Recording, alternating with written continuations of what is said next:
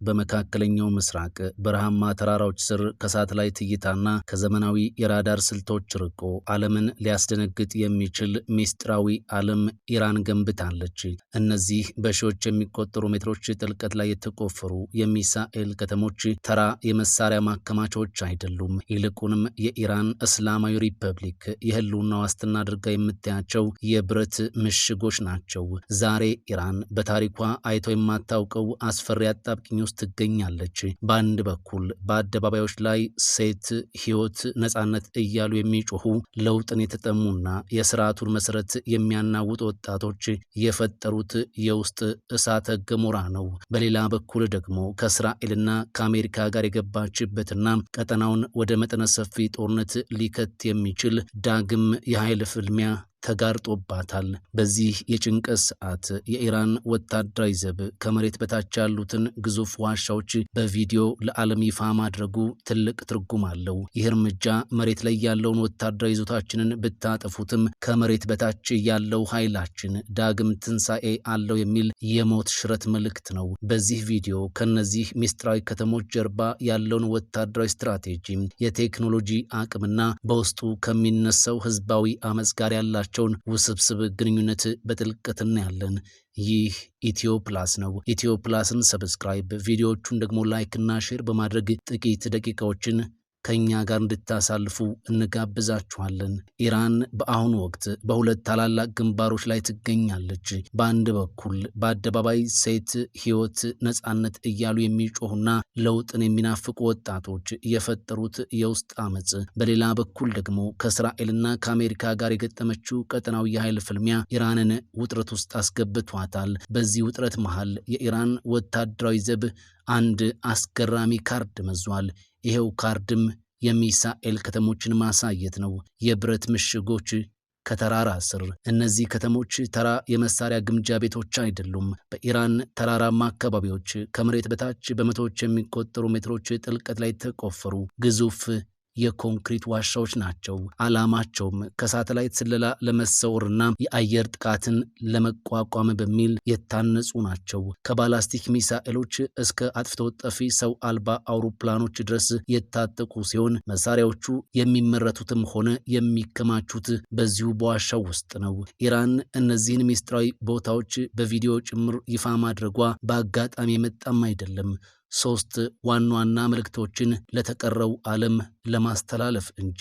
የመጀመሪያው እንደሚታወቀው ለአሜሪካና ለእስራኤል ግልጽ ያለ መልእክት ለመስጠት ነው። መሬት ላይ ያለውን ወታደራዊ ካምፕ ብትመቱትም ከመሬት በታች ያሉት ከተሞቻችን አሁንም ያጸፋ እርምጃ ለመውሰድ ዝግጁ ናቸው የሚለውን ጠንከር ያለ ማስጠንቀቂያ ለመስጠት በሚል ነው። ሌላው ደግሞ ለሀገር ውስጥ አመጾች ነው። መንግስቱ አሁንም ሀያልና የማይበገር መሆኑን በማሳየት በተቃውሞ የተናወጠውን የደጋፊዎቹን መንፈስ ለመገንባት በሚል ይህንን እርምጃ ወስዷል። ሚሳኤሎቹ ከየትኛው ተራራ ስር እንደሚወነጨፉ አለመታወቁ ጠላት አስቀድሞ ጥቃት እንዳይሰነዝር የስነ ልቦና ጫናም ይፈጥራል። ኢራን እስከ 2000 ኪሎ ሜትር የሚወነጨፉ እንደ ኢማድና ሲጅል ያሉ ሚሳኤሎች እንዳሏትም ትናገራለች። ይሁን እንጂ የቴክኖሎጂ ብቃታቸው አሁንም አጠራጣሪ እንደሆነ ይነገርላቸዋል።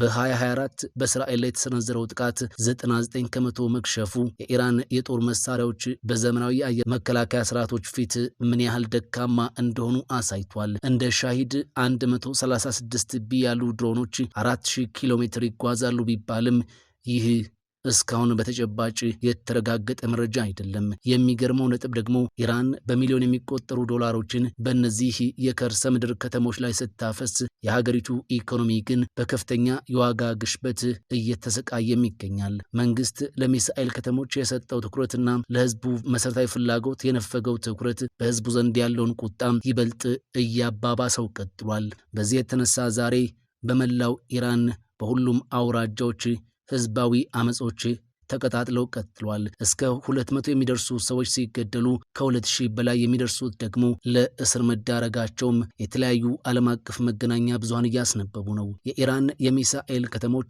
የስርዓቱ መጨረሻ መከላከያ ምሽጎች ናቸው። ሆኖም ግን ትልቁ ስጋት ከውጭ የሚመጣው ሚሳኤል ሳይሆን ከውስጥ የሚመነጨው የህዝብ ተቃውሞ ሊሆንም ይችላል።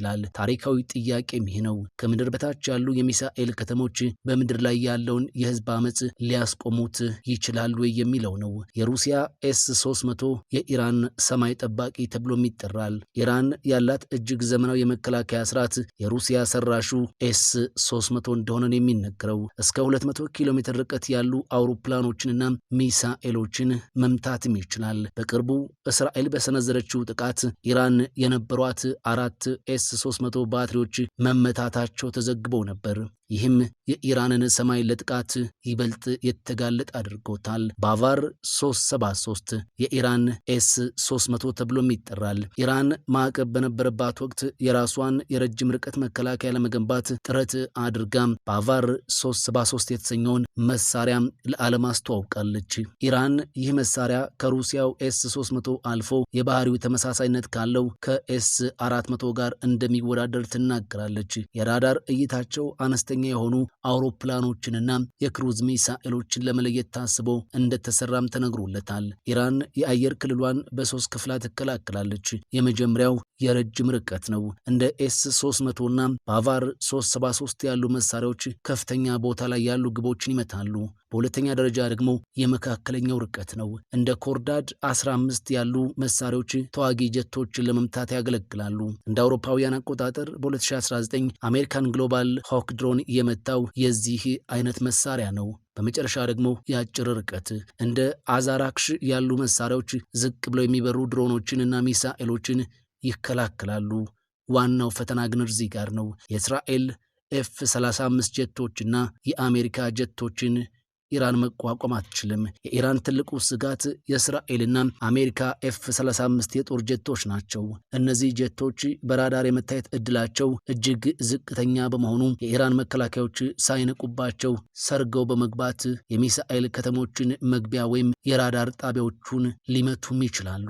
ኢራን ጠንካራ የአየር መከላከያ ቢኖራትም የቅርብ ጊዜዎቹ ግጭቶች እንደሚያሳዩት የቴክኖሎጂ የበላይነት ባላቸው የኤሌክትሮኒክስ ጦርነቶች እንዲሁም ድብቅ ጀቶች ፊት መከላከያዋ ክፍተት እንዳለበት ታይቷል። በኢራን የሚካሄደው ህዝባዊ ተቃውሞ 2 ሳምንታትን ባስቆጠረበት በዚህ ወቅት የአሜሪካው ፕሬዝዳንት ዶናልድ ትራምፕ በኢራን ላይ ከባድ ጥቃት እንደሚፈጽሙ በድጋሚ እያስጠነቀቁ ቀጥሏል። በምጣኔ ሀብታዊ ቀውስ ምክንያት በመንግስታቸው ላይ ተቃውሞ እያሰሙ ያሉት ኢራናውያን በተለያዩ የሀገሪቱ ከተሞች በምሽት ሳይቀር አደባባይ መውጣታቸውን ቀጥሏል። በተቃውሞ ወቅት የጸጥታ ኃይሎች በሚወስዱት እርምጃ የሚገደሉ ሰዎች ቁጥር በየዕለቱ እየጨመረ ከ200 በላይ እንደደረሰ መረጃዎች እያመላከቱ ነው። ትራምፕ ይህ የመንግስት እርምጃ የሚቀጥል ከሆነ ጣልቃ እንደሚገቡ ባለፈው ሳምንት አሳውቀ የነበረ ሲሆን አሁንም የኢራን ባለስልጣናት ተቃዋሚዎችን የሚገድሉ ከሆነ ክፉኛ እንደሚመቱ ፕሬዚዳንት ትራምፕ ዝተዋል። በተቃዋሚዎች ወቅት እንደሚያደርጉት ሁሉ ሰዎችን መግደል የሚጀምሩ ከሆነ በተቃውሞዎች ወቅት እንደሚያደርጉት ሁሉ ሰዎችን መግደል የሚጀምሩ ከሆነ ክፉኛ እንደምንመታቸው መንገር አለብኝ ሲሉ በአንድ የአሜሪካ የሬዲዮ ዝግጅት ላይ በይፋ ተናግረዋል። ፕሬዚዳንቱ ጨምረውም አስተዳደራቸው በኢራን ያለውን ሁኔታ በቅርበት እየተከታተለው መሆኑንና አሁን ከምናገረው በላይ አጽንኦት መስጠት የሚፈልገው ተቃዋሚዎችን የሚገድሉ ከሆነ እጅግ የከፋ ቅጣት ይከተላቸዋል በማለት የሀገሪቱን ባለስልጣናት ደጋግመው በማስጠንቀቅ ቀጥሏል። ይህ ኢትዮ ፕላስ ነው። ኢትዮ ፕላስን ሰብስክራይብ፣ ቪዲዮዎቹን ደግሞ ላይክ እና ሼር በማድረግ ስለምትደግፉና ስለምታበረታቱን ከልብ እናመሰግናለን።